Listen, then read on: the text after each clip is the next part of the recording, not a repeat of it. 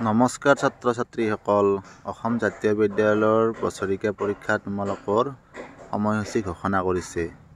প্ৰথম শ্ৰেণীৰ পৰা অষ্টম শ্ৰেণীলৈ হ'বলগীয়া বছৰেকীয়া পৰীক্ষা এইবাৰ তোমালোকৰ অলপ বেলেগ ধৰণে হ'ব। তোমালোকে কেনেকুৱা ধৰণে পৰীক্ষাটো হ'ব এই ভিডিঅ'টো চালে তোমালোকে সম্পূৰ্ণকৈ বুজি পাবা। 18 ফেব্ৰুৱাৰী 2025 তাৰিখে তোমালোকৰ প্ৰথম শ্ৰেণীৰ পৰা অষ্টম শ্ৰেণীলৈকে হ'বলগীয়া বছৰেকীয়া পৰীক্ষাৰ ৰুটিনখন তোমালোকৰ অসম জাতীয় বিদ্যালয় বৰ্ডৰ পৰা তোমালোকৰ বাবে প্ৰকাশ পাইছে।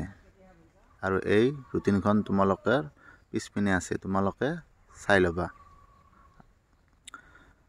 এইখন হৈছে প্ৰথম শ্ৰেণীৰ পৰা চতুৰ্থ শ্ৰেণীলৈকে। আৰু এই প্ৰথম শ্ৰেণীৰ পৰা চতুৰ্থ শ্ৰেণীলৈকে পৰীক্ষা হ'ব তোমালোকৰ 9 বজাৰ পৰা 12 বজালৈকে।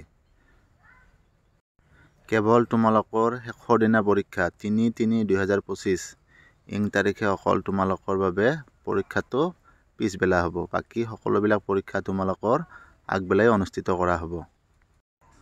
আৰু পঞ্চম শ্ৰেণীৰ পৰা অষ্টম শ্ৰেণীলৈকে তোমালোকৰ পৰীক্ষাৰ সময় হৈছে পিছবেলা 12:30 বজাৰ পৰা 3:30 বজালৈকে তোমালোকৰ পৰীক্ষা অনুষ্ঠিত হ'ব।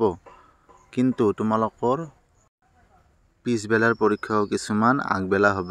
তোমালোকে ভালদৰে ৰুটিনখন চাই তোমালোকে এইবাৰ পৰীক্ষা দিব লাগিব। নহ'লে তোমালোকৰ কিছুমানৰ খেলিমেলি সৃষ্টি হ'ব। কোনোবাৰ আগবেলা থাকিব, আহিব পিছবেলা, কোনোবাৰ পিছবেলা থাকিলে আহিব আগবেলা। সেইকাৰণে তোমালোকে ধুনীয়াকৈ ৰুটিনখন চাই ভালকৈ পৰীক্ষা দিবলৈ আহিবা। ছাত্ৰ ছাত্ৰীসকলক পৰীক্ষাৰ বাবে তোমালোকৰ বাবে মই কেইটামান গুৰুত্বপূৰ্ণ কথা ক'ম, তোমালোকে ভালদৰে শুনিবা। পৰীক্ষাৰ মূল দিনৰ সংখ্যা ঠিকে ৰাখিবলৈ আগবেলা কম সময়ৰ 1 ঘণ্টা বা 1.5 ঘণ্টাৰ পৰীক্ষা থকা দিনকেইটাত পাছবেলাও পৰীক্ষা অনুষ্ঠিত কৰা হ'ব।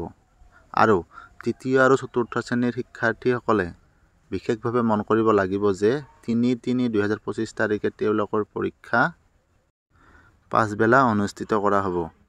আৰু পঞ্চম আৰু অষ্টম শ্ৰেণীৰ শিক্ষাৰ্থীসকলে সদায় খুব সাৱধানে ৰুটিনখন চাব লাগিব, যিহেতু তেওঁলোকৰ পৰীক্ষা ৰুটিন মতে আগবেলা আৰু পাছবেলাত মিশ্ৰিত হৈ আছে।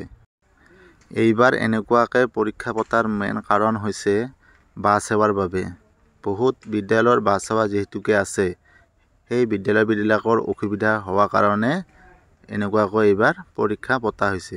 আজিলৈ এইখিনিয়ে, ধন্যবাদ।